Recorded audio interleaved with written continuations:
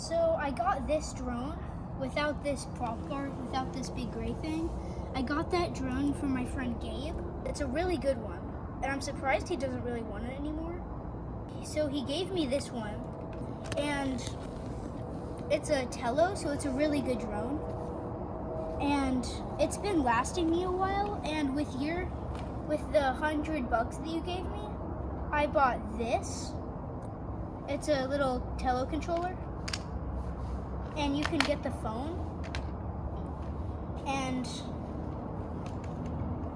you can slide the phone up onto this little thing right here.